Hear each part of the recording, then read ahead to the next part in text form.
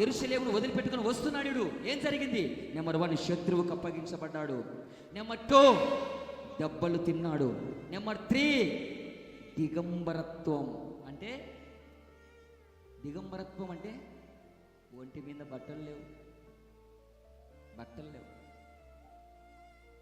దిగంబరత్వం. ఇంకా దీని గురించి చెప్పకూడదు, చాలా సబ్జెక్ట్ ఉంది.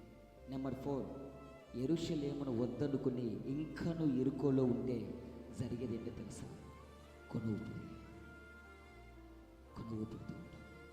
అంటే ప్రాణాలకు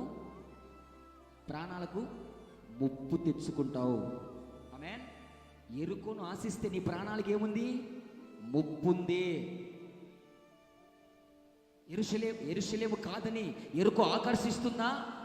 ఎరుకోని లోకం ఆకర్షిస్తుందా? ఆకర్షించిన వాడి గత ఏం పట్టింది? ఏమైంది? 4 రకాలుగా దెబ్బలు తిన్నాడు.